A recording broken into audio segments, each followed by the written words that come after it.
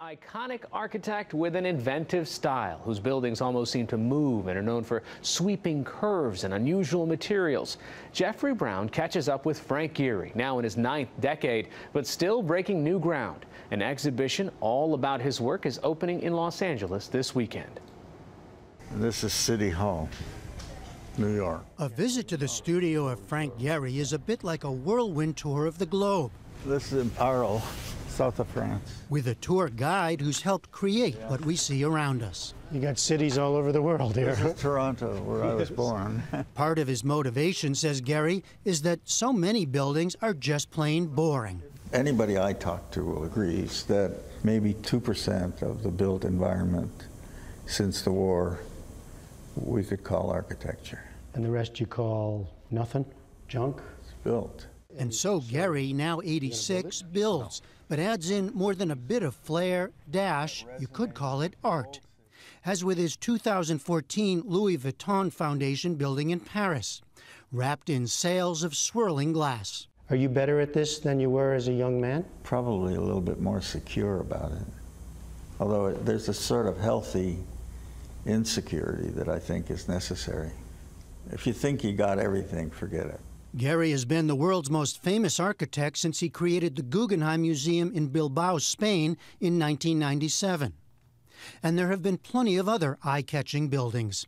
The Dancing House in Prague, the Olympic Fish in Barcelona, and many more. It was working with very inexpensive materials. It actually started, though, at home, his own home in Santa Monica, where Gehry still lives. A 1920s bungalow that he reimagined using corrugated metal and chain-link fence. Unusual building materials, but elements of his future work all there. I found the material that people hated the most and used the most. So I was going to try and see if I could play with it sculpturally. I see an amazing thinker. I see a humanist, a thinker, somebody who's really sensitive to what buildings do and how people interact in them. Now Gehry's being honored in his longtime hometown with a retrospective exhibition curated by Stephanie Barron at the Los Angeles County Museum of Art. We visited during the installation. Here are the drawings, photographs, and most of all, models of myriad projects. This is one of the models for the Lewis residence. One of the most important, Barron says, started out as a small addition to the home of Peter Lewis. It was never built, but turned into a fantastical playground of ideas that Gehry would later develop. Look at the roof, for instance. It's like drapes the building, and it's like fabric that has been moistened and then carefully kind of connects it. So it becomes the connector. On the far side, you see very kind of constructivist, very rectilinear, kind of simple geometric forms, and it brings together styles and ideas. And I think this is the project where he began to see what the computer technology could do.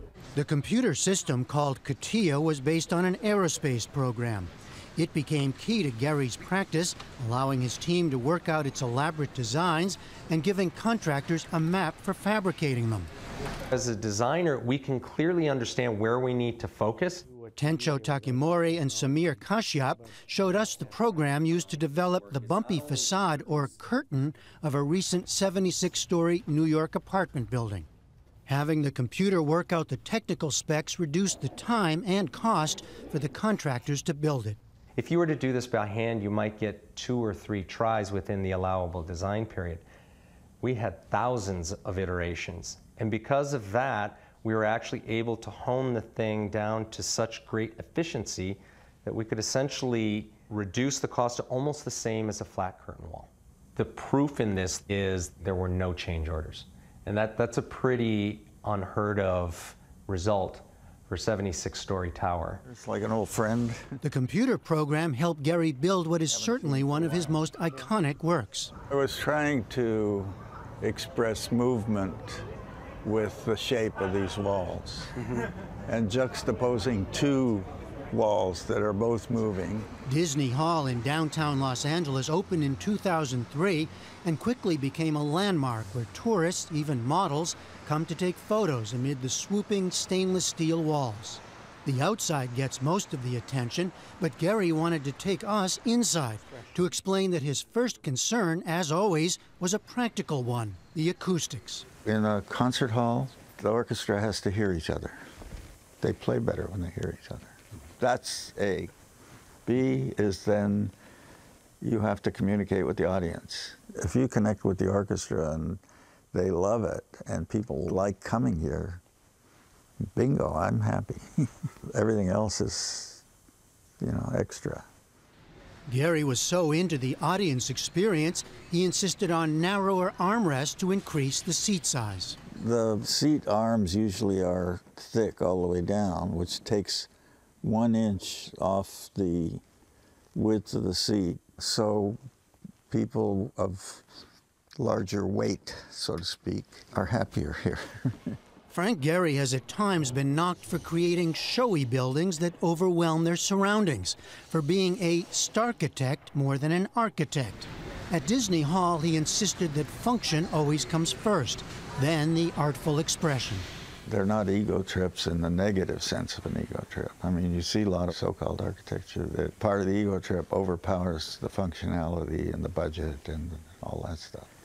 So it's the essence. It's finding an essence. Why be expressive on the outside? Because everything around isn't. It's as simple as that. Yeah.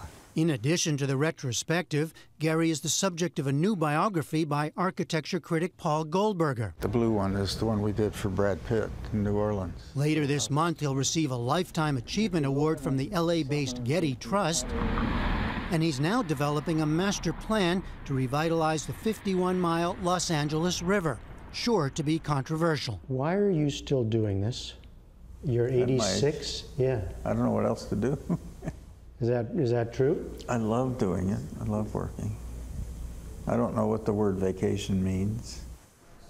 All in all, it's a major moment for Frank Gehry in Los Angeles.